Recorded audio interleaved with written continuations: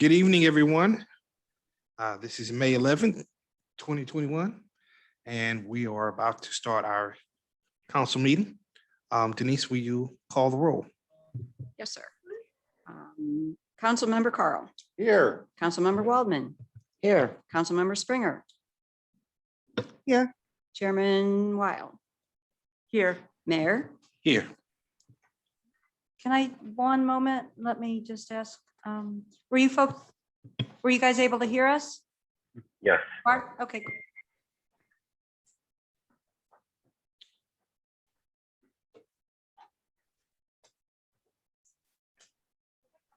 Item number 2, communications.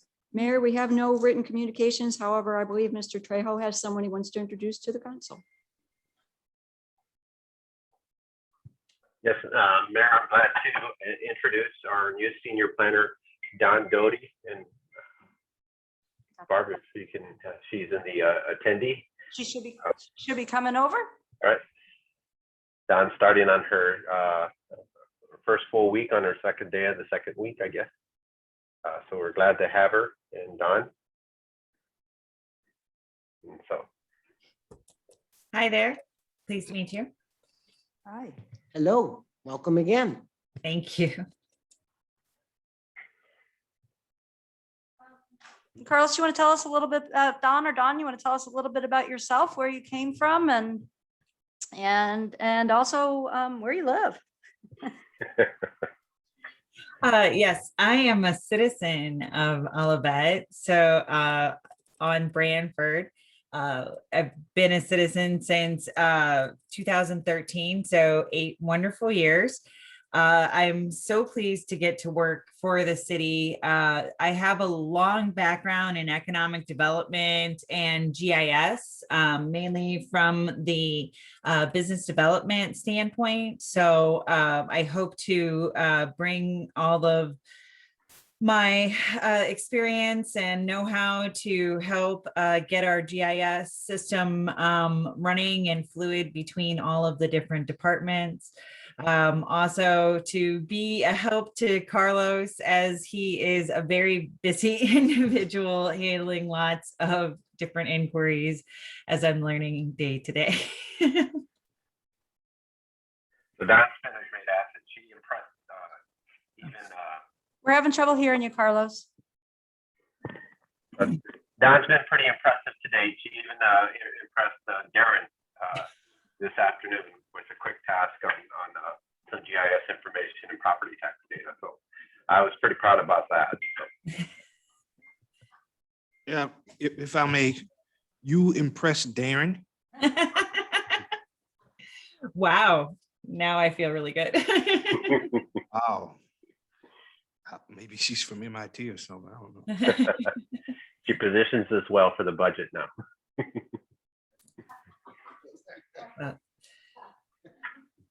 And on that note, I'm going to return Don to an attendee and also Carlos. Thank you. Thank you all. Bye. Nice to see you. It's a pleasure. Welcome Bye. aboard, Don. Thank you, Carlos. I'll bring you back over. I want it up for your item, Carlos.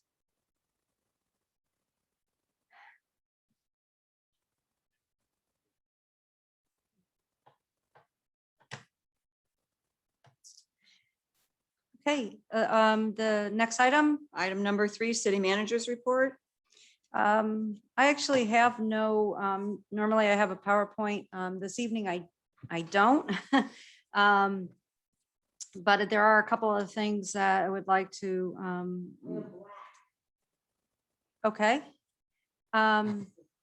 If you can just give me one moment during if you give me one moment, I can finish my report, and then during the council reports, I'm happy to look at that.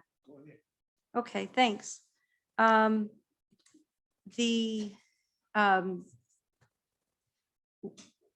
We received yesterday from the U.S. Treasury the literature related to the Recovery Act. And so spent some time, Darren and I both spent some time going through that and looking at kind of next steps and what needs to happen and possible uses. I'm assuming that we'll have a general understanding. We have a pretty general understanding now. There weren't a lot of surprises. But we will be ready to talk a little bit more about that. The council has a special meeting next Tuesday for budget and goals. And so we'll be happy to talk a little bit more about that then. And that's really kind of the main update. I want to let you know that the next at the next council meeting, we will be having a park master plan update. We'll be bringing the council up to speed on where we are. We're almost 100% complete with the construction plans, about 90% or so. So we'll be ready to go out for construction bid next month. We have also, they've reviewed the budget analysis. We're still kind of about where we were before on that. It's a very unusual time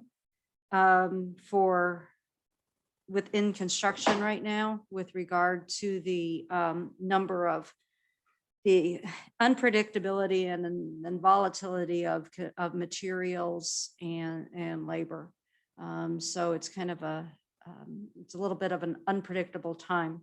But we'll see kind of where we're at on that. Then I just want to remind and the other thing is Mayors for Meals was last Saturday. We filled 3 barrels full of 3 barrels of food and products. So I think it was a good success. I think the weather held out for us for a little better maybe than we thought it was going to. So that was all good. With regard to upcoming meetings, as I said, the council has a special work session next Tuesday at 7 p.m. There is a Park and Recreation Commission meeting on May 19th at 7 p.m. The Planning and Community Design Commission will be May 20th at 7 p.m. And the City Council regular meeting will be May 25th at 7 p.m. And with that, I'm happy to take any questions and if there are no questions, I'm happy to can move on to the City Council reports.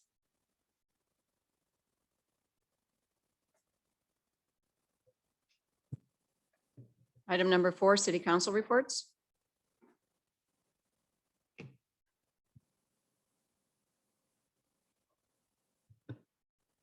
Miss Missy? Thank you, Mr. Mayor. I did not bring my reporting from the Planning and Community Design Commission at the last meeting because Mr. Trejo always does a very, very, very good job of summarizing it back to the council. So with that, I will put it back to you. Thank you, sir. Okay. Councilman Carl? I have nothing to report at this time. Madam Pro Tem? I have not attended any meetings since our last meeting, and I want to thank Councilmember Waldman because she will be attending the next Park and Recreation meeting next Wednesday, the 19th. I did attend the Mayors for Meals that we had, and it was a success. I'm glad that I was able to take part of it. On a promising note, I met with the district manager of the Home Depot, and he was quite happy that he had a mayor on his staff. And he said that the Home Depot is eager to give any funding that they can to make sure that the community is moving forward, and any kind of funding that we might need on some projects that are coming up. He said, let him know. They give away millions of dollars every month for community projects. So if we can dream it up, I think we might have some funding to get us there. So I'm very excited about that. He was very excited about it as well. So let's put our thinking caps on to see what we can come up with next. Oh, and also, not to be too fast here, I forget that I'm the mayor and that I should go last. But Councilman Springer, would you please? Yeah, it takes a while. It takes a while. Um, On May 6th, I attended the pension board meeting. The pension is doing extremely well. We currently have $8,664,195 and some odd cents at the principal. And over the years, we have been moving money, more and more money over to Vanguard. We currently have $16,221,648 and some odd cents at Vanguard for a total of $24,885,844. The pension fund is, as I said, doing extremely well. The pension board is going to have a special meeting sometime in the next 3 to 4 weeks, I think, to discuss the possibility of placing some of this money in a private placement. I think I addressed this with everyone once before. That would require us to make an amendment to the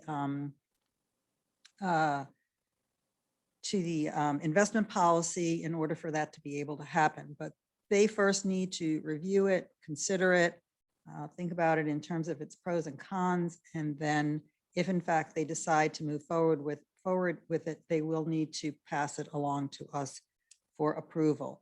On Thursday, I will be attending, along with the mayor, a reception for newly elected Mayor Tashara Jones.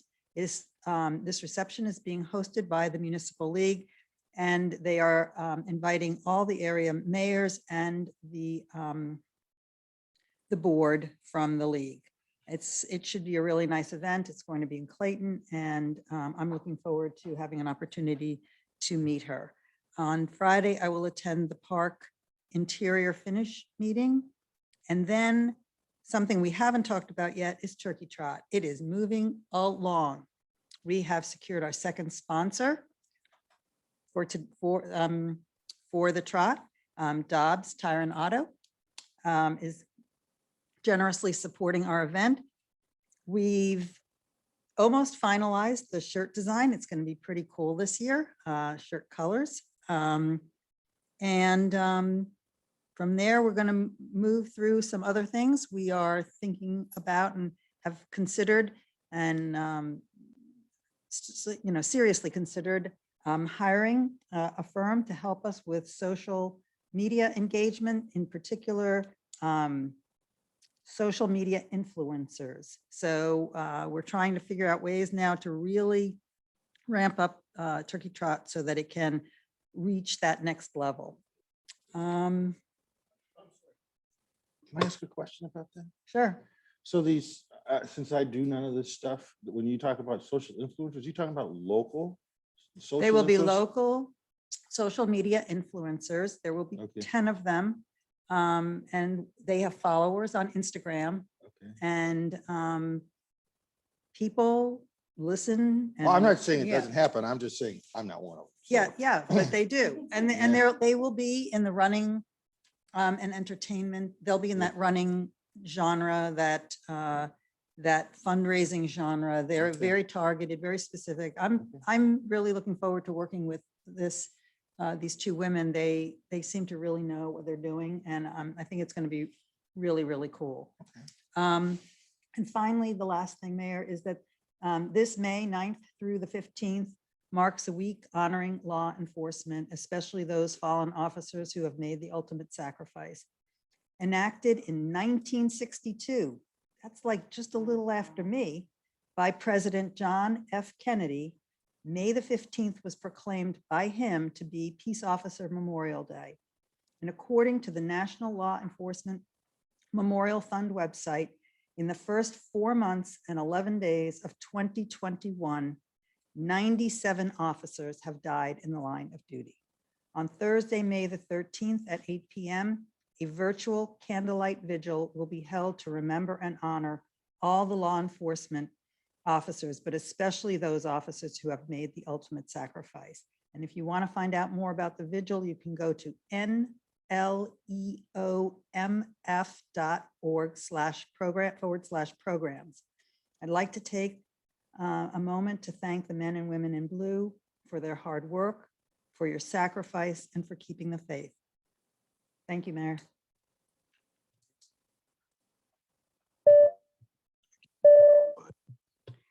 Item number 5, hearing from citizens.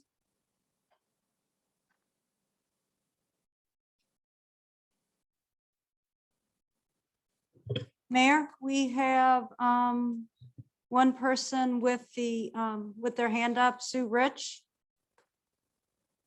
I'll be promoting her to panelist.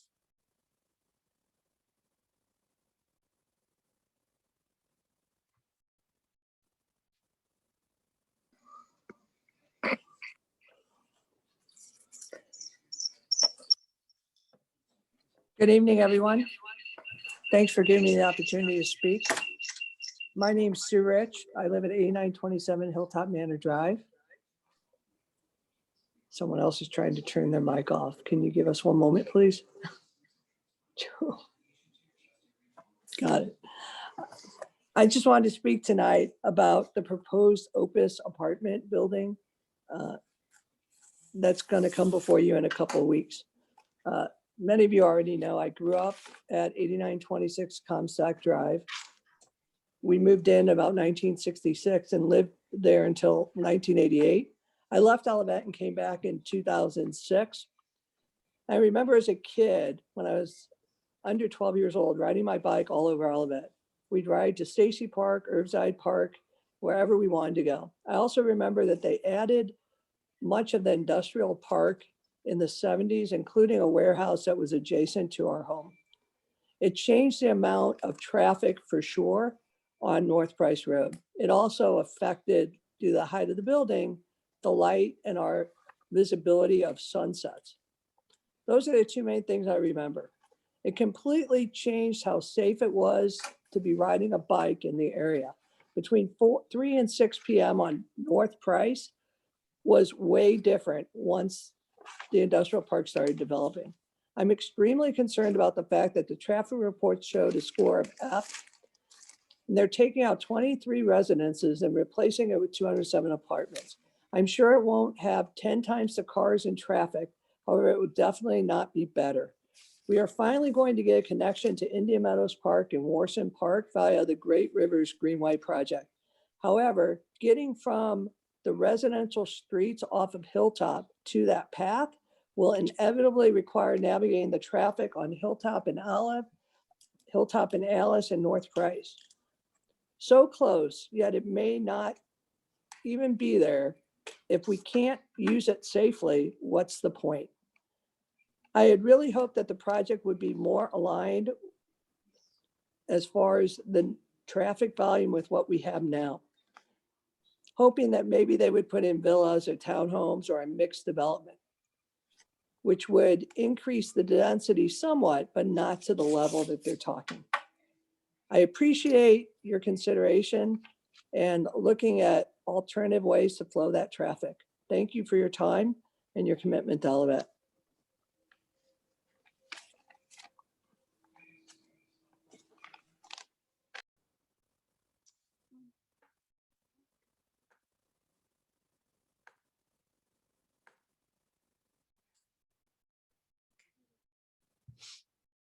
Mayor, I don't see any other hands up. If anyone would like to speak, they could just hit the raise hand button.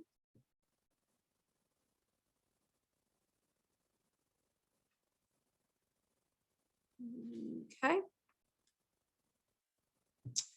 I don't see anyone else then, Mayor.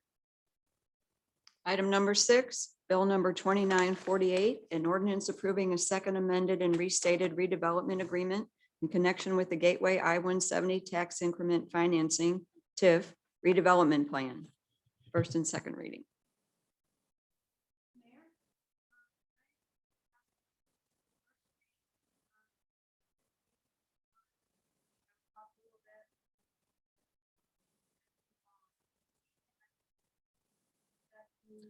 Barb, you're muted.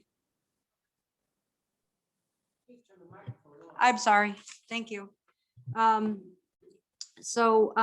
This evening, I'm asking that the council set aside their regular rules and have the meeting and have the reading for a second time.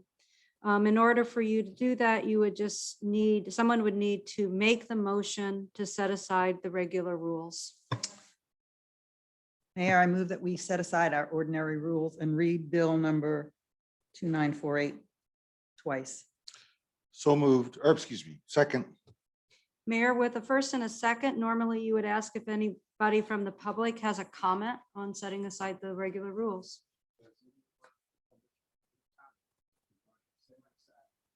We need a vote on that, don't we? We're taking a comment and then we'll vote. Okay. If anyone in the public has any comment regarding the reading of this first and second, I welcome it at this time. Seeing if there's none. Okay, now, then unless the council would have any comments, you could call for the roll call. I would like to call for the vote. Ms. Waldman? Councilmember Carl, Yes. Councilmember Waldman, Yes. Councilmember Springer, Yes. Chairman Weil. Yes. Mayor, Yes. motion passed. Okay, thank you, everyone. What you have before you, let me bring it up. And I will share my screen so that people can see it.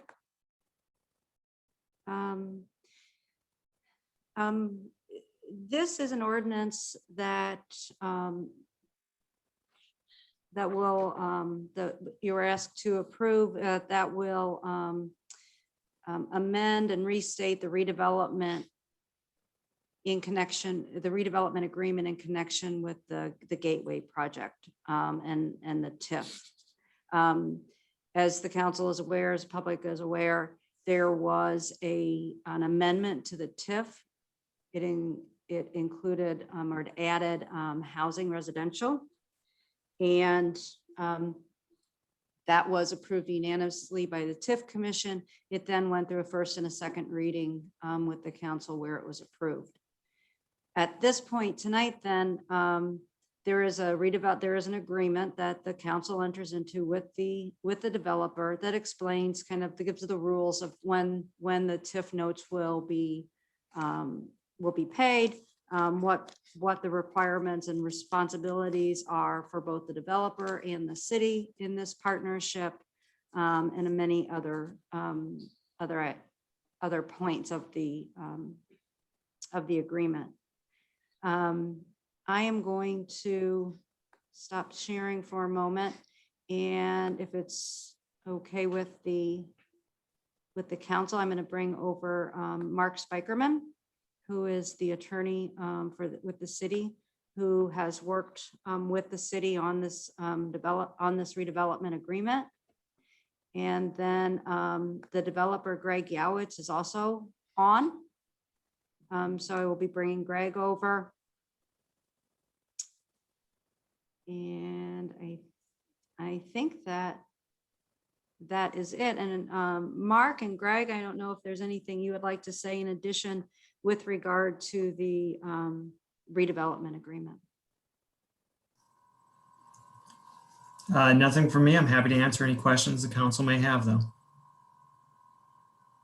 Same here. I'm happy we're here. I'm excited that dirt should start moving soon, and am after a number of years glad we are to the point we are, and again happy to answer any questions about the agreement.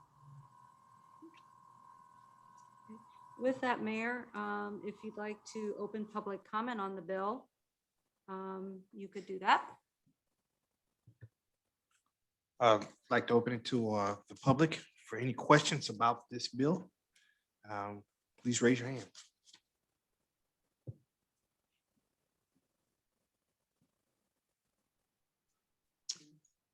There is one hand raised. I'll be bringing that person over.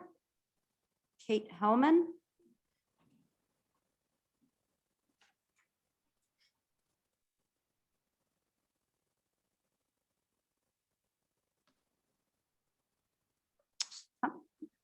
Okay, Kate, you're now on.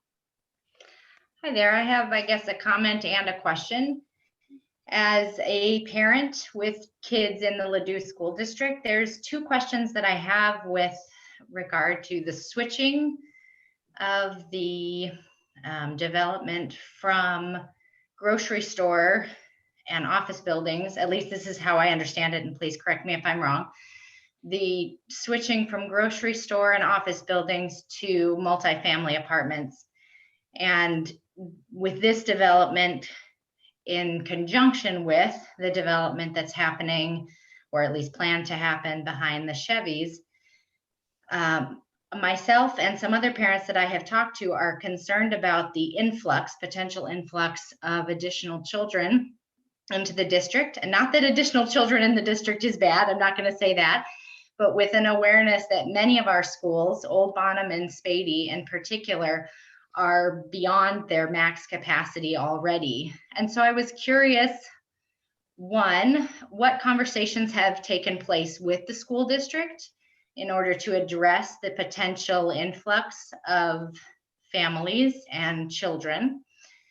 And then two, just this, I'm curious kind of as a city, the reasoning or vision behind, if there is one, development that seems to be focusing heavily on residential development as opposed to other developments. Okay. Oh, sorry. We're gonna let the city manager address that for us. Okay, one moment, sorry. We have to do this. Moves people over, sorry about that. There have been, well, a couple of things.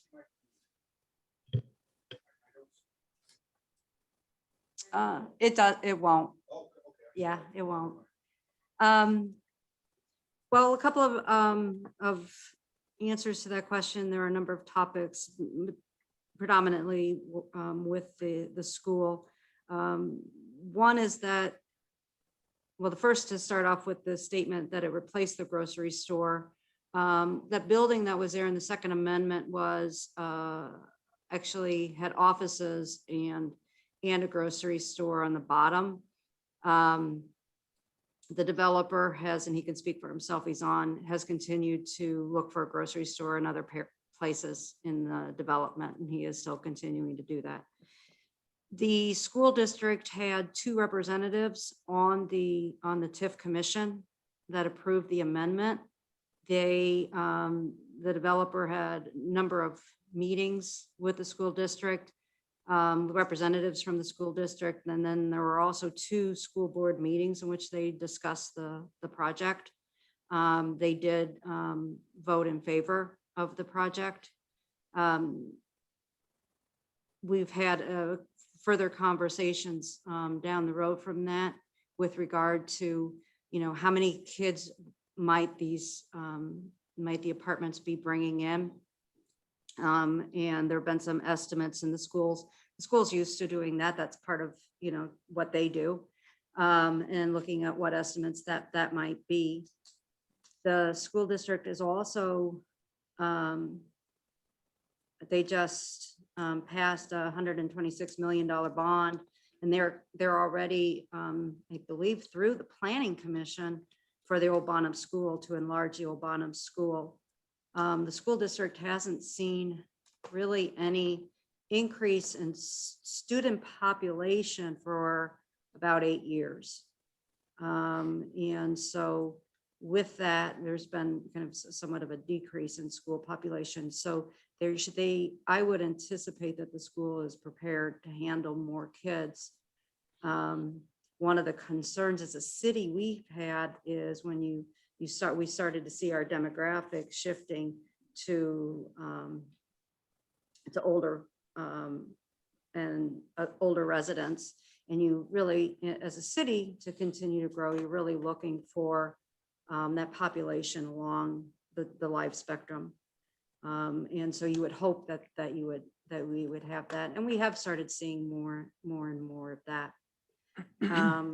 And With regard to the change, I think, and the developer, Greg, you can talk about it probably better than I. Some of it is due to finance, the economy, the pandemic, what we're learning as we're coming kind of through that. Some of it is actually goes back to when we put out the RFP for that development, for that 14 acres, we actually had mixed use, and we had residential and business and retail. And so in a way, this actually makes it more actually for what was put out and for the RFP. And with that, Greg, I don't know if there's anything that you'd like to add. Sure. Kay, these are great questions. And, as Barb said, we did not eliminate the grocer. We certainly eliminated one lot the grocer could be on, but we continue to pursue that actively. The pandemic has obviously thrown me quite a curveball.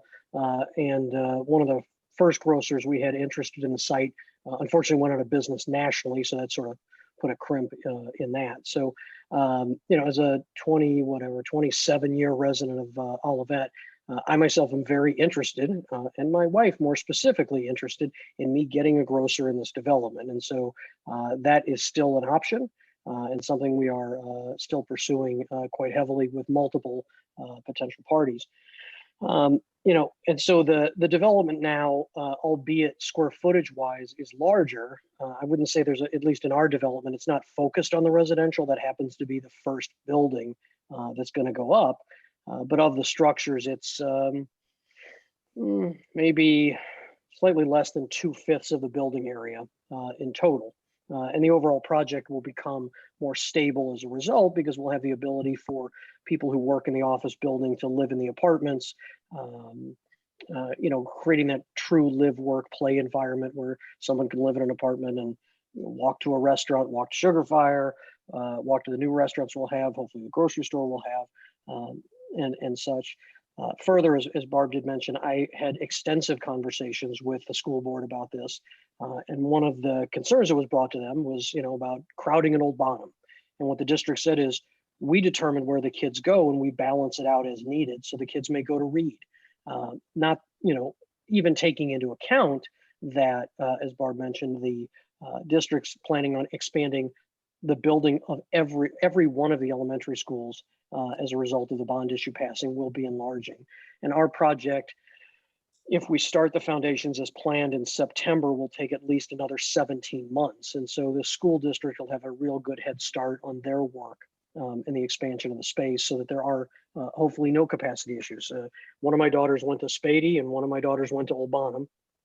And so I'm intimately familiar with the schools in the district, and my wife went through the district, my dad went through the district. And so we're trying to do everything we can to work with the district and the city, not to create any hardship or impact. No one can predict the future, and we can't regulate who lives in the building, but the overwhelming majority of the units are one bedrooms. And, those are not conducive to kids, number one. And number two, I've heard concern from people, someone will rent an apartment from you so they can send their kids to the district. Well, I sat on the special services subcommittee of the school board many years ago. And the rule, as I understand it, and I don't believe it's changed, is that for a child to go to school in Ladue, they must be domiciled in Ladue, which means they must sleep in a bed in Ladue. And so simply renting an apartment, and ours would be fairly cost prohibitive. It'd be more appropriate to have a home and to actually live there. So we don't foresee the concern people had about people hoteling, if you will, in our apartment building to get their kids in the district. And there'll be some, and we did some statistical modeling on some nationwide averages and worked with the district on both that from a capacity standpoint and from a financial impact standpoint. And as Barb mentioned, the council or the Ladue School Board representatives did both vote yes in favor of the TIF amendment.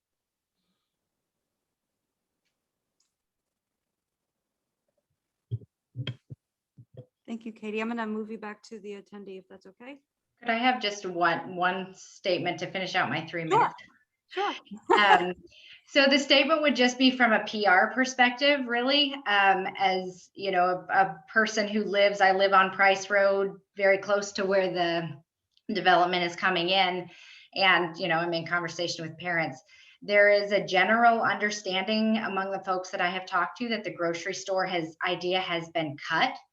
And so that's just maybe an interesting thing to note from the community.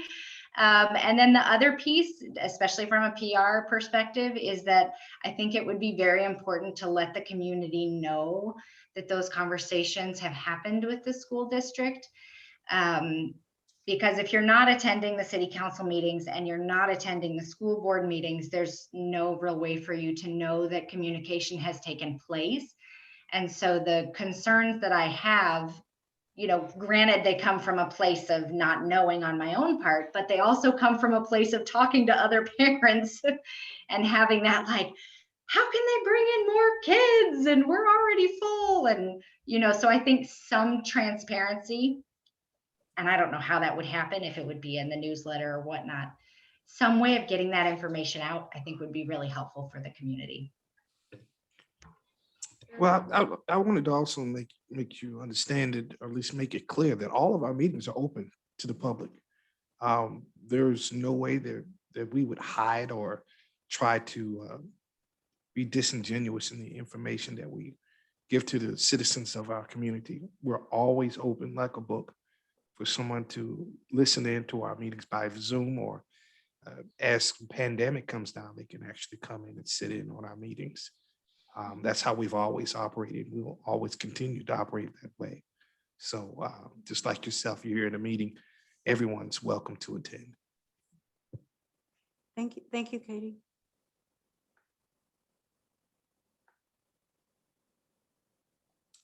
Mayor, I will look and see if there are any other hands up. For anyone who'd like to speak?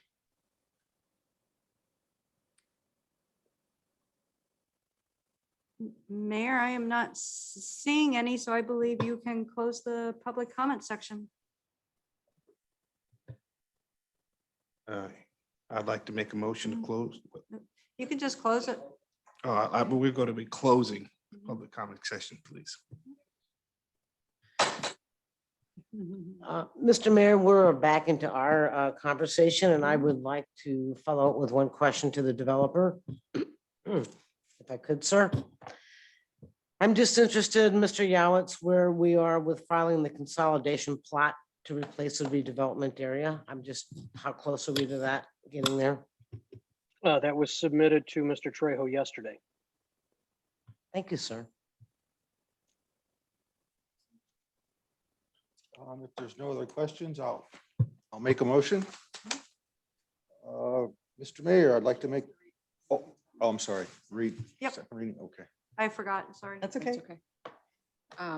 Bill number 2948, an ordinance approving a second amended and restated redevelopment agreement in connection with the Gateway I-170 tax increment financing redevelopment plan. Mr. Mayor, I'd like to make a motion that we approve Bill 2948, an ordinance approving a second amendment and restated redevelopment agreement in connection with the Gateway I-170 TIF redevelopment plan. Second.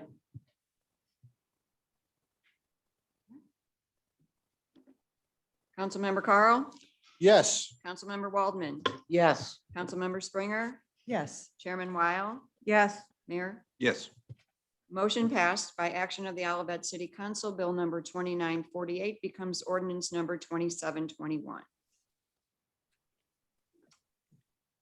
Okay. Mr. Mayor, members of the council, I just want to say thank you. I'm excited. I understand from our supplier, the 66-inch diameter sewer pipe, of which is about 1,197 feet being installed, should start to arrive in 2 weeks.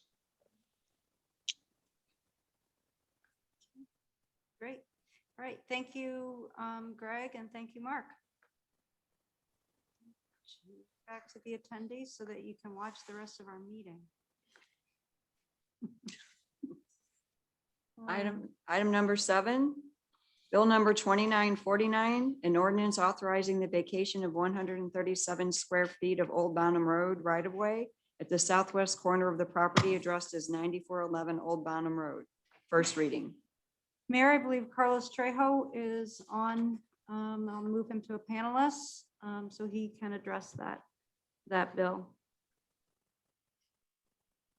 Oh, he is still gone. Okay. Actually, I am here and I don't know what happened with the, I'm looking at that your camera's not facing, so maybe yeah, if you want to just, you can just turn your camera off if you like, and then we all right. can just talk. All right, Mayor, members of the council, introducing this bill for consideration. It would be scheduled at your next meeting on, I believe it's on the 28th. This vacates 137 square feet of public right-of-way along Old Bonham Road at the southwest corner of our property. Currently address is 9411 Old Bonham Road. This property, along with the adjoining property to the west, address is 9415. Combined total 4.394 acres, is proposed to be consolidated and re-subdivided into an 8-lot single-family subdivision. Preliminary have gone through the Planning and Community Design Commission, and with this vacation, the developer will next prepare the final subdivision plat, which will go back to the commission and then to the city council. Be glad to answer any specific questions on this. And again, we'll have a second reading at our next meeting. And we do have a representative here if there's anything I can't answer. And if not, we'll hold off till the meeting on the to the next scheduled meeting.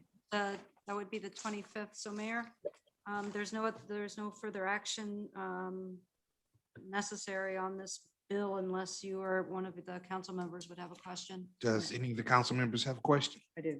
Go ahead. Mr. Trejo, when you say that it's going to vacate the right of way, will that allow for right of way still for the city if we needed to ever expand the sidewalks again or anything like that? And that's a very good question. And yes, the code considers Old Bonham Road as a residential collector street. So regarding residential streets, it's at the highest hierarchy, and it's expected to contain enough right of way for possible road expansion because it collects from all these other streets that feed onto it. The code requires a minimum of 50-foot right of way, which is now in full existence in there. This segment is just we've been trying to figure out the history of how this segment was in place. We think it was just a driveway apron that was on the public side for whatever reason, but in no way would it impact the right-of-way width of Old Bonham Road, both under the code requirement of what we've acquired in the past couple of years with the roadway improvements and sidewalk. Okay, thank you. I appreciate it.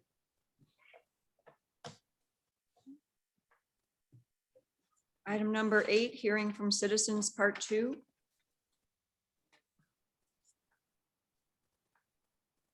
Let me.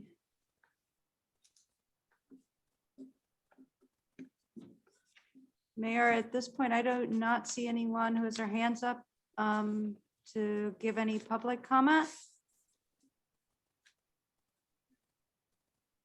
Item number 9, review and approval of minutes. I had no changes.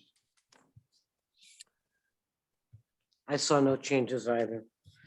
So, Mr. Mayor, I will make a motion to approve our city council meeting minutes of April 27th, 2021 as written. Second, So moved. Member Carl, yes. Councilmember Waldman. Yes. Councilmember Springer, Yes. Chairman Weil, Yes. Mayor, Yes. motion passed. Item number 10, city attorney's report. Mr. Mayor, my only report is that on our free speech, government speech case, the state has filed notice to appeal. The appeal goes to the Missouri Supreme Court. because the constitutionality of the statute is at issue. And due to the unusual rules of the appellate courts, the state doesn't have to file their brief until October, early October. So it might happen sooner than that. I will let you know, obviously, if it does, but that is the latest date that the state can file its brief. And I think it's October 4th, if I'm not mistaken, somewhere in that range. And that's all I have to report.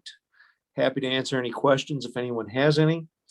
I also understand the council wants to go into closed session for personnel matters. And I would add on attorney-client communications just in case something comes up in those personnel matters. So I think a motion to close pursuant to 610.021 subsections 1, 3, and 13 would be appropriate. And that's the revised statutes in Missouri. So moved. Second, And we need a roll call vote. Yes. Oh, sorry, my mic wasn't on. Councilmember Waldman, Yes. Councilmember Springer, yes. Chairman Weil, Yes. Mayor, Yes. motion passed. Now, if nothing else, All right, thank you and thank everyone for coming. The council will be entering into a closed session.